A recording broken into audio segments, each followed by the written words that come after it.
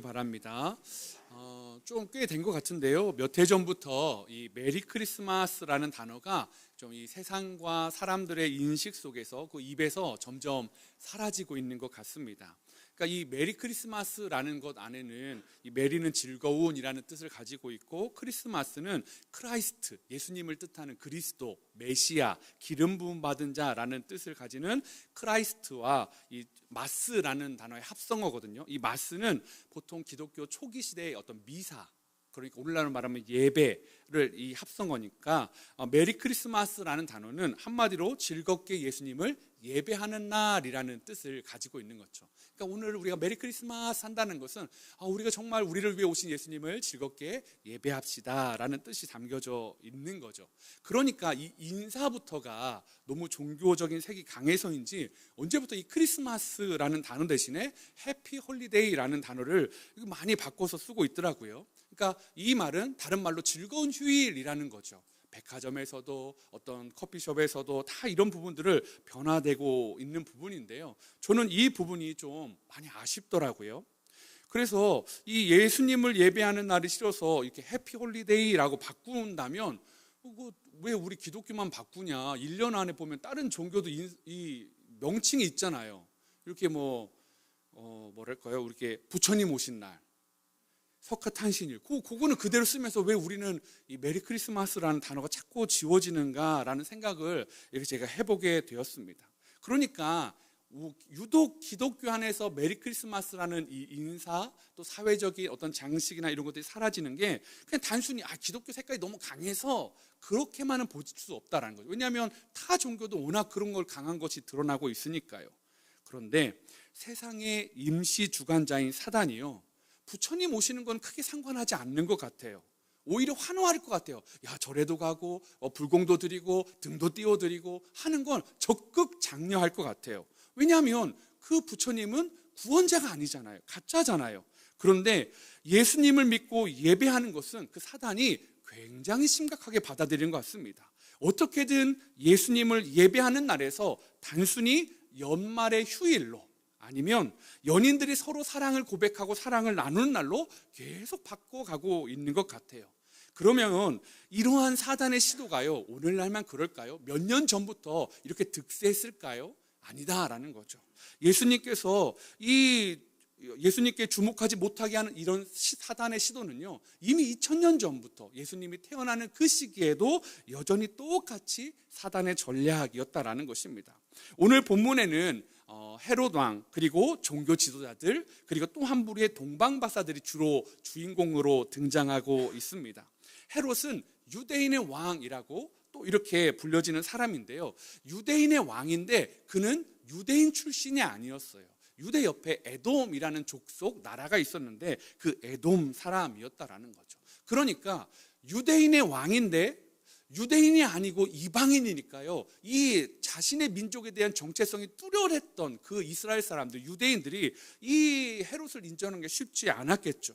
그러니까 이 헤롯은 정치적으로 굉장히 불안함을 가지고 있었던 사람이다라는 거죠. 그러니까 어떻게든 환심을 사야 돼요. 정책을 잘 폈어야 돼요. 그래서 그가 했던 정책 중에 가장 환심을 살 만한 게 성전을 재건하는 거였다는 거죠. 그래서 유대인들에게 열렬한 지지를 얻었습니다. 그런데 헤롯 왕은요, 그 10명의 부인이 있었다고 합니다. 그리고 수많은 아들들이 있었는데 그 자신의 가족 중에서도 자신의 왕좌를 침해하는 사람은 가차없이 제거했다고 합니다. 그래서 아내도 한 명을 죽였고요, 큰 아들을 둘째, 셋째, 세 아들도 죽였고요, 처남도 죽이고 장모도 죽였던 사람이에요. 왜냐하면 자신의 왕좌를 위협하고 이것을 빼앗는다면 그것을 빼앗기는 것에 대해서 편집증적인 어떤 집착을 보이는 사람이 헤롯이었다라는 거죠. 그런데 자기 왕자에 대한 그런 집착이 강한 헤롯에게 어느 날 이 동쪽에서 이 박사들이 왔다라는 거예요. 그냥 이 일이 그의 마음을 굉장히 어렵게 했습니다. 그의 마음에 있는 불안, 그의 마음에 있는 살심을 크게 폭발시켰어요. 왜냐하면 그 사람들이 와서 진짜 유대인의 왕이 나셨다라는 소문을 듣고 왔다라고 하니까요.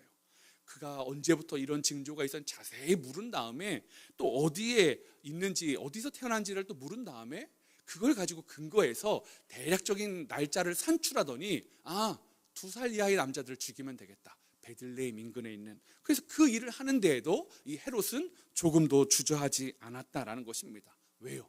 아이들의 생명 중요하지 않아요. 진짜 왕이 태어났냐 아니냐 사실은 중요하지 않아요. 나의 정적을 제거하고 나의 왕권을 지키는 게 가장 중요한 사람이 헤롯이었다라는 것입니다. 그러니까 헤롯은요, 자기 이외의 왕은 인정할 수 없는 사람이 헤롯이었습니다. 반면에 대제사장과 이 서기관들은 어땠을까요? 동방박사와 헤롯 왕이 질문해요. 그리스도가 어디서 나시겠냐? 메시아가 어디서 태어납니까? 물었을 때 그들은 선지자의 글, 즉 성경을 근거로 베들레헴이라고 정확히 말해줍니다. 그러니까 이 대제사장과 서기관들은 알았어요. 왕이 나신다는 것도 어디에 난다는 것도 정확히 알고 있었는데 그들은 왕을 찾는 일에는 그닥 관심이 없었어요. 만약에요, 그들이 예수님을 메시아를 찾는 일에 관심이 있었다면 헤롯이 2살 이하의 남자를 죽여라 했을 때 그들은 격렬하게 저항했을 거예요. 그러면 안 됩니다. 진짜 메시아가 오셨는데 어떻게 그런 일을 행할 수 있습니까? 나를 죽이라고, 나를 밟고 넘어가라고 막 해야 되는데 그런 얘기 성경에 아무것도 없어요. 너무나 조용하게 그 일들이 진행되고 있다라는 것입니다. 왜요?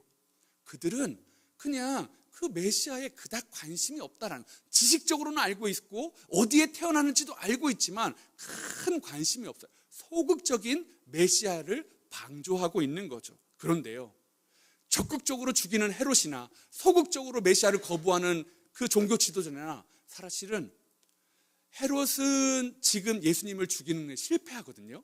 그런데 종교 지도자들은 33년 후에요, 예수님을 죽이는 일에 성공합니다. 그들은 소극적이었고 죽이자는 얘기 안 하고 근데 죽이는 그냥 방관만 했는데요, 33년 후에 왜 예수님을 죽이는 선동가가 됩니까? 자기의 기득권을 무너뜨린다라는 생각이요. 헤롯과 똑같은 사람이에요. 헤롯과 똑같은 사람이 바로 이 당시의 종교 지도자들이었다라는 것입니다. 오늘날요, 교회를 다니는데요, 헤롯 왕과 같은 분들이 혹시 교회는 없는 것 같으세요? 종교 지도자들 같은 사람은 없을까요?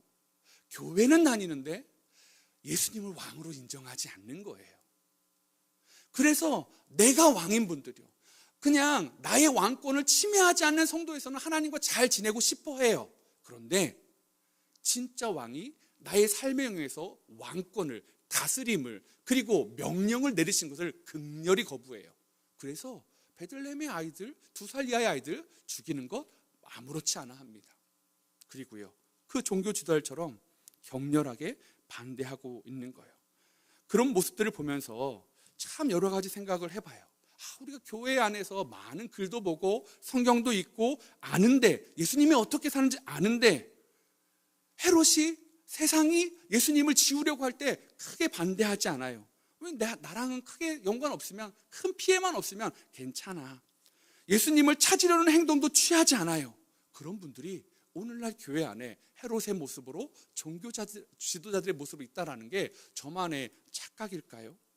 오늘 헤롯도 종교 지도자들도 메시아이신 예수님을 모르는 사람들이 아니었어요. 알면서도 믿음 없이 행동하는 사람들이요, 믿음 없이 신앙 고백이 없는 거예요. 이분이 나의 왕이시라는 고백이 없어요. 이분이 나의 구원자라는 고백이 없어요. 그냥 그런가 보다, 그런 고백을 하는 분들이 많이 계시면서 실질적으로 삶에서 계산기를 두드려 보는 거예요. 나의 이권에 이 일이, 이 신앙이, 예수님의 말씀이 도움이 되나, 도움이 되지 않나. 도움이 되면 적극적으로 수용해요. 누구보다도 더요. 근데 도움이 되지 않으면 어떨까요? 누구보다도 격렬하게 적극적으로 헤롯처럼 거부해요.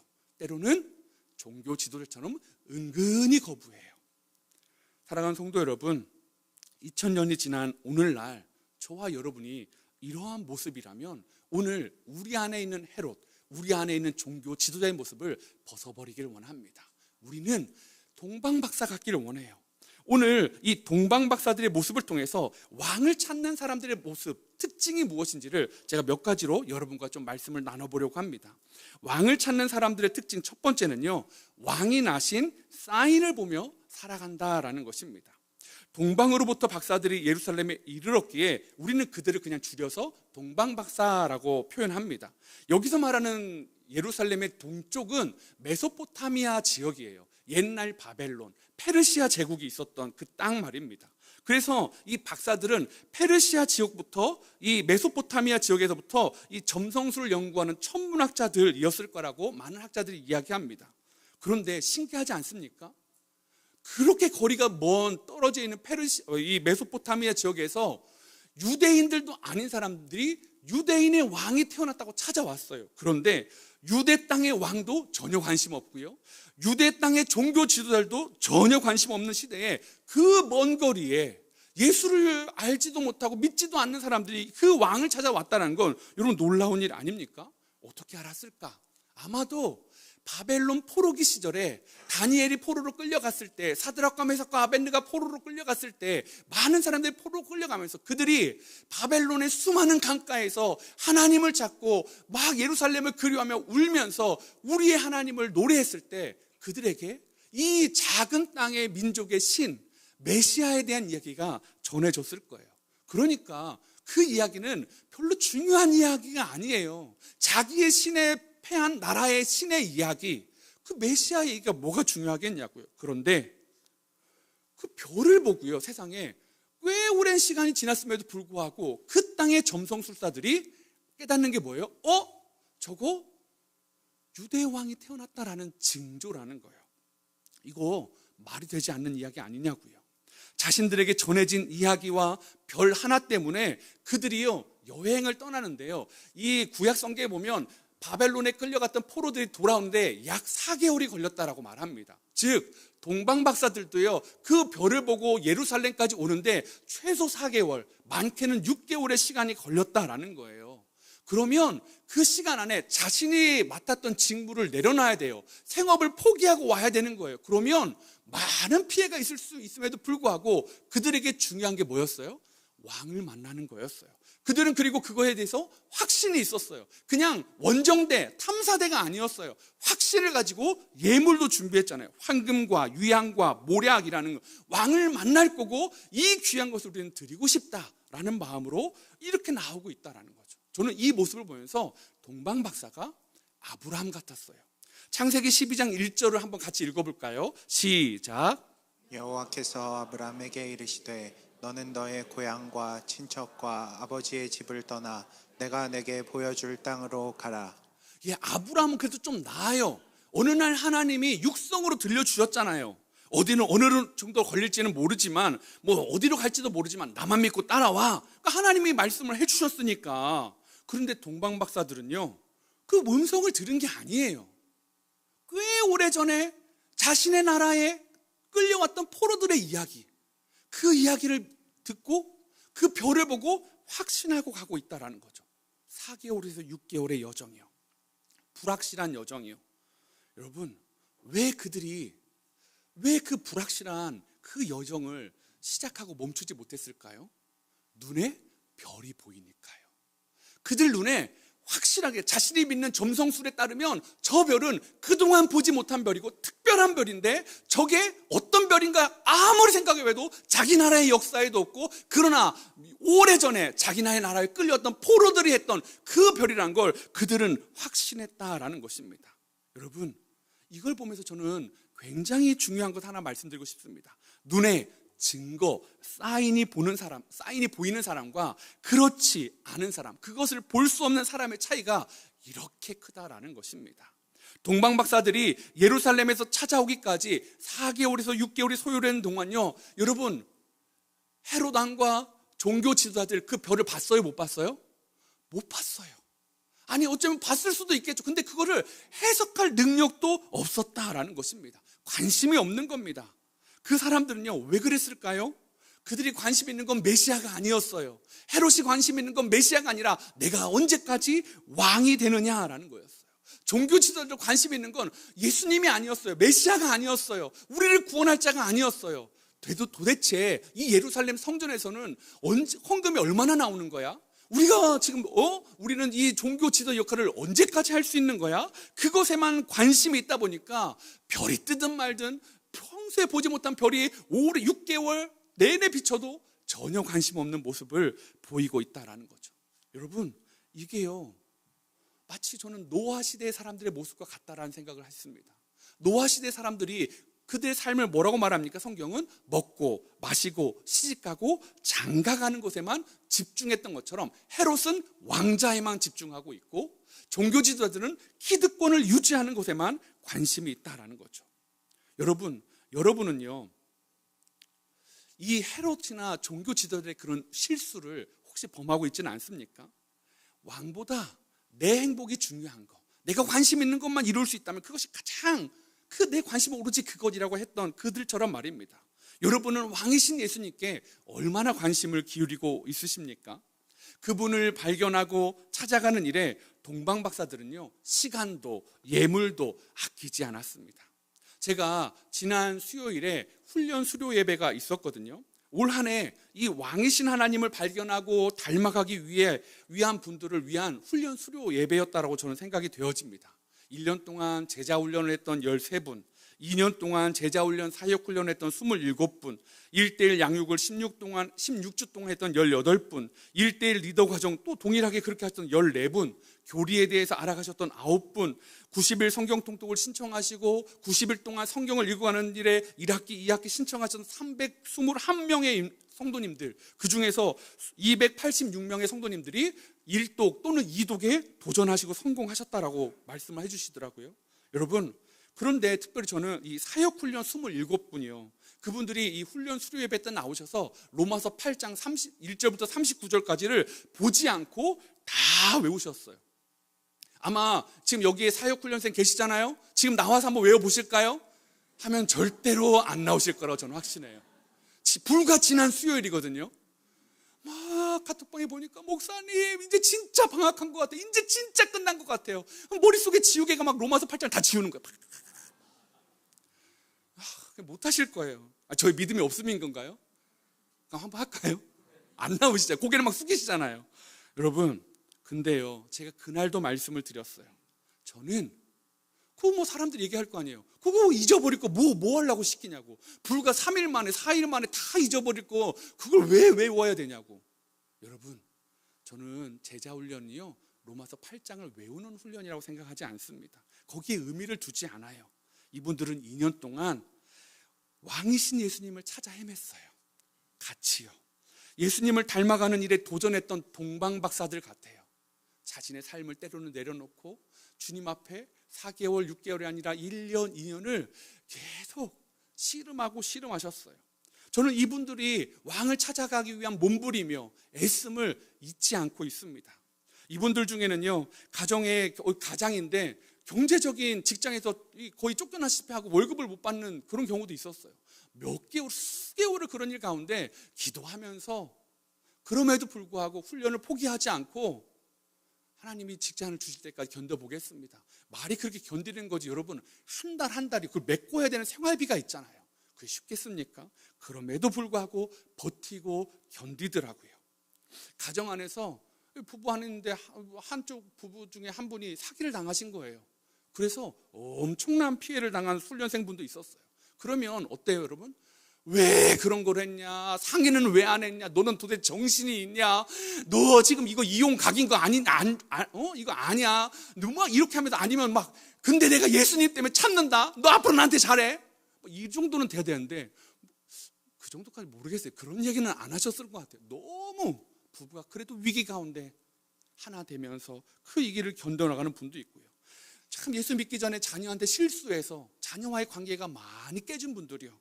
그 수십 년의 실수를 만회하기 위해서 부단히 말씀 붙잡고 노력하시는 분이에요. 예수님을 믿었는데 성정이 바뀌지 않는 거예요. 그래서 그걸 바꾸기 위해서 날마다 눈물로 기도하시며 자기를 깎아오는 분이 계셨고요. 건강이 한번 탁 꺾인 거예요. 매우 위험한 신호가 있었어요. 이거는 뭐 훈련이 아니라 일상생활이 어려울 수 있는 그런 상황 가운데 있었음에도 불구하고 끝까지 하나님 붙잡고 훈련에 동참하신 분들이요. 사랑하는 가족이 하나님 나라에 가는 그 슬픔이 있음에도 불구하고 그냥 하나님은 그 마음 꺾이는 마음에도 하나님 의지하며 견디시고 직장 동료들 막 맨날 훈련하면서 당신은 하나님 보낸 직장에 우린 부르신 곳입니다. 선교사입니다. 믿음으로 사십시오. 악을 선으로 갚으십시오. 그러니까 막 선을 막 하는데, 여러분 세상에 우리가 선을 베풀어주면 너무 대단하다 그러던가요? 어떻게든 이용하려고 하죠. 뭐 있으면 이렇게 일정도 조정하려고, 야근도 다 독박시키려고 하고, 점심시간도 네가 일하라고 하고, 다 그렇게 하더라고요. 맨날 우셔요. 목사님 이게 맞냐고, 너무 힘들다고. 그래도 말씀 붙잡고 그렇게 견디시는 분이요. 믿음이 식어져가지고 이렇게 막 핍박하는 분을 위해서, 가정을 위해서 막 기도하며 그렇게 했던 분들이요. 감사하면서 끝까지 했던 분들이요. 여러분, 그분들의 믿음을 그 시간들 아니까요. 로마서 8장 못 외우면 어때요? 한두 번 틀리면 어때요? 아니, 하나도 생각나지 않으면 어떠냐고요.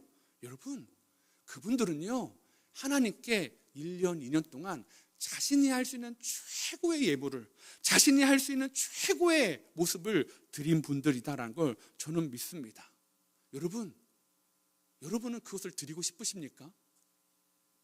안 드리고 싶은 거죠.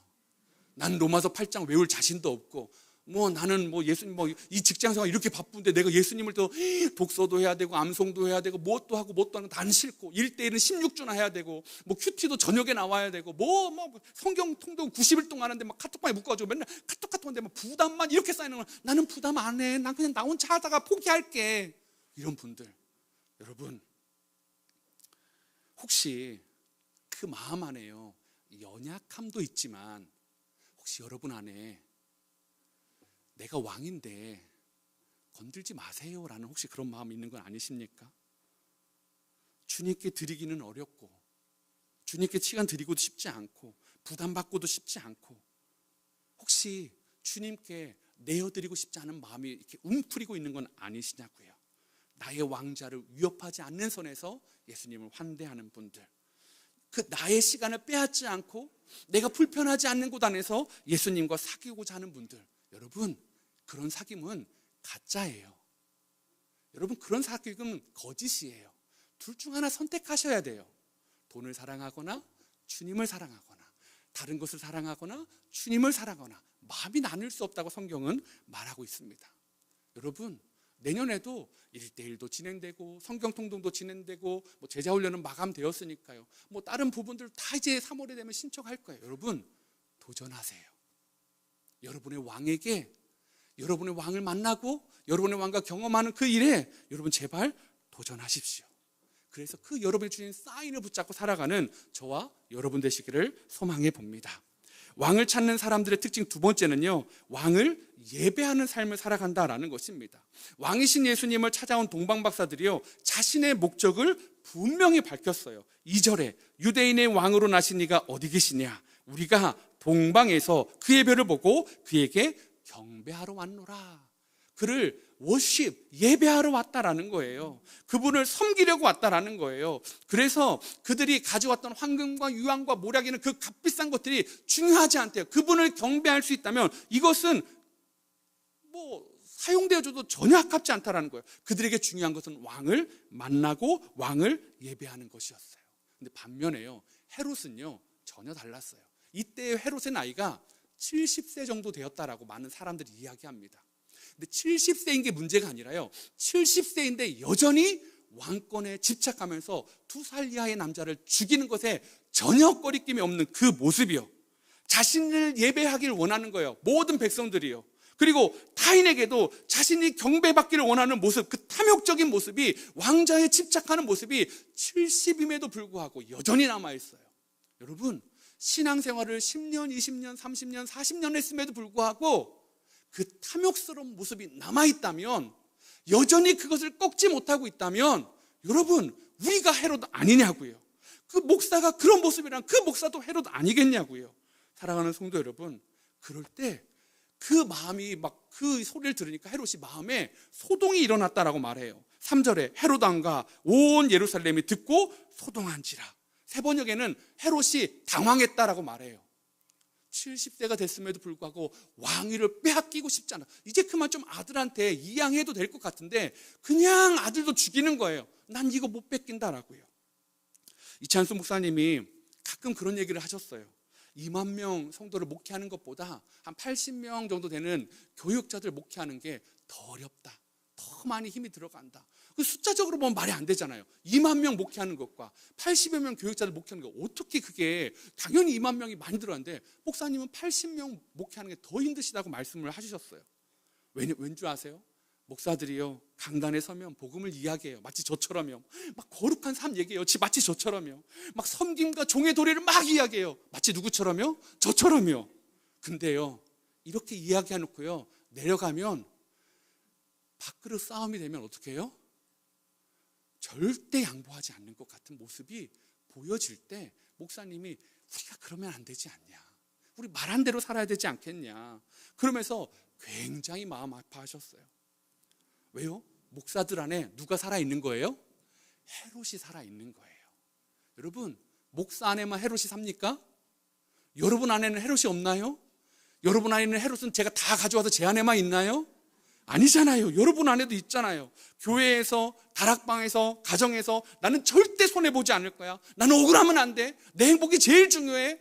물론 우리 교회 성도님은 그러지는 않아요. 아주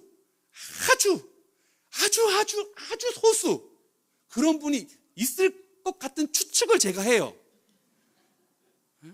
근데 여러분, 정말 교회가 그분에게 실수를 할 수도 있고요. 그럴 수 있잖아요.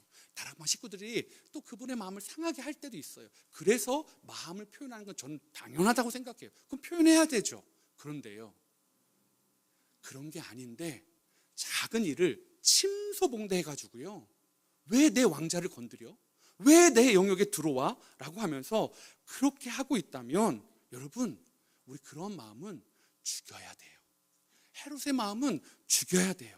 우리 안에 내가 왕이 되시고 싶은 마음은 죽이고 예수님을 나의 왕으로 인정해야 된다라는 것입니다. 동방박사들 예물을 준비했어요. 여러분은 어떤 예물을 드리고 계십니까?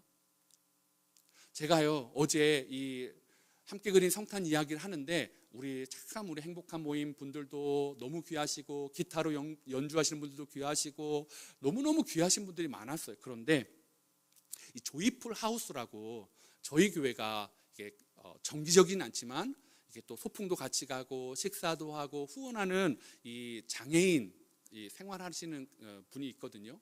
그러니까 목사님과 사모님이 5명의 이 장애인들을 섬기면서 가족처럼 살아가시는 곳이 있습니다. 저희 성도님들이 지난번에 헌금해 주신 걸로 이 에어컨도 설치해드리고 했던 곳인데요. 그분들이 이 함께 그린 그 이야기 한다고, 이 축제 한다고 하니까 성탄절을 기념해서 장애인분들 같이 오신 거예요. 그래가지고 제가 내려가서 인사를 하게 됐는데요, 그 장애인 5분 중에 3분은 어느 정도 의사소통이 되세요. 그래가지고 그 3분 중에 한 분한테 어떻게 오셨냐고, 너무 반갑다고, 지금 어떤 막 긴장된다라는 거예요. 왜 긴장돼서 그랬더니 자기 어제 잠을 못 잤대요. 왜요? 그랬더니 이제 우리가 이제 그날 이제 그분들이 찬양을 하는 순서가 있었어요. 근데 박자에 맞춰 들어가지 못할까봐 계속 밤새도록 혼자. 그래가지고 지금도 그렇다라는 거예요. 여러분, 밤을 잠을 못 자고 그렇게 긴장하는 그분의 찬양을, 저는 그것이요, 하나님이 가장 기뻐하는 예물이라고 믿습니다. 그리고요, 이 의사소통이 잘 안 되지 않은 2분 중에 한 분은 잘 의사소통이 되지 않고 대소변도 어렵다 보니까 이 외부 활동이 없는데 그날 같이 나오신 거예요. 그리고 막 박수 너무 크게 치거나 그러면 이제 좀 갑작스러운 돌발 행동을 할 수 있기 때문에 찬양할 때도 제가 유심히 보니까 사모님과 목사님이 양팔을 이렇게 딱 끼고 혹시나 우리 성도님이 박수 크게 치거나 놀라실까봐 꼭 하면서 찬양을 하면서 그냥 이렇게 서 계시더라고요. 근데 놀란 게 뭔지 아세요? 사모님이 그냥 문득 저는 이쪽 분들 3분하고 막 이야기하고 있는데 그 한 분한테 이렇게 했는데, 예수님 어디 있지? 근데 그분이 이렇게 하는 거예요. 저는 사실 모르겠어요. 그 사모님이 어떻게 그분과 소통하면서 그것을 가르쳐 주셨는지, 아니면 어떤 훈련에는 잘 몰라요. 그런데요, 또 사모님이 물어보시더라고요. 예수님 어디 있지? 근데 이번엔 배를 가르치시더라고요. 배든 가슴이든 여러분, 그분 안에요, 예수님이 있다라는 거잖아요. 그 고백을요, 나와서 찬양을 한마디도 따라 부르지 못해도 여러분, 내 안에 계신 예수님이 왕이시다는 그 고백을 얼마나 주님이 기뻐하시겠냐고요. 반대로요, 교회 나와서 봉사도 많이 하고 헌금도 많이 하고 섬김도 시간도 많이 드는데요. 왕은 아닌 거예요. 그러면 제가 지난주에도 말씀드렸잖아요. 주님이 그걸 기뻐하실까요? 저는 그러지 않을 거라고 확신합니다. 사랑하는 성도 여러분, 이번에요, 저희가 지난번에 말씀드렸던 이 경기도 광주 지역의 광남일동, 초월, 이제 또 태전동 쪽에 있는 10가정 어려운 가정, 교회 다니신지 안 다니신지 상관없이 이 행정복지센터를 통해서 우리 성도님을 통해서 잘 스크린 해가지고요 10가정을 추천받았어요. 제가 우리 운영위원분들과 소통하면서 10가정 우리 후원합시다 말씀해 주셨는데 그 사안들을 이렇게 보니까요, 이게 개인 사안이라 좀 자세히는 말씀드릴 수는 없지만요, 너무 마음이 아팠어요. 어렵게 노인 일자리로 살아가다가 암이 발생해서 더 이상 일할 수 없는 분, 다문화 가정으로 결혼을 했는데 남편이 이혼해서 어린 자녀들 키운다고 당장 일할 수 없는 분들, 연로한 장애인 부부, 자녀와의 관계가 끊어져 홀로 살아가는 분, 여러분 자세한 얘기는 말씀드렸는데 그런 분들의 이야기가요 빼곡히 적혀 있는데요, 도와야 되겠구나. 그래서 여러분이 주신 헌금으로요 한 가정당 200리터 한 드럼씩을 다 이 가스가 들어오지 않는 지역이니까 그렇게 난방비를 전달해 드렸어요. 여러분 거기에 우리 교회 십자가 하나도 없어요. 그냥 업체에서 어제랑 오늘 지금 배달하고 계세요. 여러분 그런데 저는 확신합니다. 하나님이 그 예물을 기뻐 받으실 거라고요. 여러분이 주셨던 그 헌금이요 그렇게 함부로 쓰여지지 않고요 정말로 이웃을 위해서 쓰여지고 있다라는 것이요. 여러분 예수님을 믿고 예배한다라는 것, 예수님을 따라가는 거예요. 아까 우리가 사드락과 메삭과 아벳느고 이야기했죠. 그들은요 예수님을 포기할 수 있는 순간들이 있었어요. 너 예수님 하나님을 계속 믿으면 7배나 뜨거운 풀목 가운데 던져버린대요. 그런데 중간에 빠져나갈 수 있는 길을 왕이 제시해줘요. 지금이라도 늦지 않았으니까 그걸 포기하고 절만 하면 내가 안 던져줄게. 그런데 그들이 어떻게 합니까? 한순간도 하나님을 경배하는 것, 한순간도 하나님을 섬기는 삶을 포기하지 못해서 그들은 7배나 뜨거운 그 풀무불에 들어간다라는 것입니다. 어리석어 보이지 않습니까? 다니엘 3장 17절 18절인데요 17절 한번 읽어주시겠어요? 시작. 왕이여, 우리가 섬기는 하나님이 계시다면 우리를 맹렬히 타는 풀무불 가운데에서 능히 건져내시겠고 왕의 손에서도 건져내시리이다. 그렇게 하지 아니하실지라도 왕이여, 우리가 왕의 신들을 섬기지 아니하고 왕이 세우신 금신상에 절하지도 아니할 줄을 아옵소서. 하나님을 섬기는 것, 하나님을 예배하는 겁니다. 우리가 섬기는 하나님이 계시다, 우리가 예배하는 하나님이 계시다. 그래서 그 하나님이 나를 7배나 뜨거운 풀무 가운데 들어가야 한다 할지라도 나는 하나님을 예배하는 것, 하나님을 경배하는 건 나는 포기할 수 없다. 사랑하는 성도 여러분, 올 한 해요 많이 힘드셨잖아요. 경제적으로 사회적으로 너무 어려운 시기들이었잖아요. 그래서 누군가에게는 7배가 아니라 살아오면서 가장 뜨거운 시간이었을 거예요. 가장 힘든 시간이었을 거예요. 7배가 뭐예요? 30배, 100배, 1000배처럼 다 죽을 것 같은 그런 시기를 겪으신 분들 분명히 계실 거예요. 그런데 하나님을 놓지 않는 분들이요, 예배하는 것을 포기하지 않는 분들이요, 어떻게든 나와서 또 하나님 좀 도와달라고, 하나님 나 사랑하시지 않냐고 그렇게 물으면서 견디는 분들이요, 그 마음이요, 그 삶의 태도요, 하나님이 가장 기뻐하시는 예물이고 예배인 줄 믿습니다. 그래서요 그분들에게 저는요 그렇게 하지 아니하실지라도 여전히 어쩌면 우리 앞에 7배나 뜨거운 풀무불이 있다 할지라도 하나님을 예배하고 왕이신 예수님을 믿으며 살아가는 우리가 되기를 소망해 봅니다.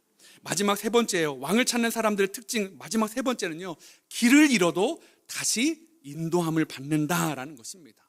4개월, 6개월이나 별만 보고 찾아왔어요. 근데 동방박사의 생각 안에요, 왕은 왕국에서 나야지, 그러니까 당연히 예루살렘에 있는 왕궁을 찾아간 것 아니겠습니까?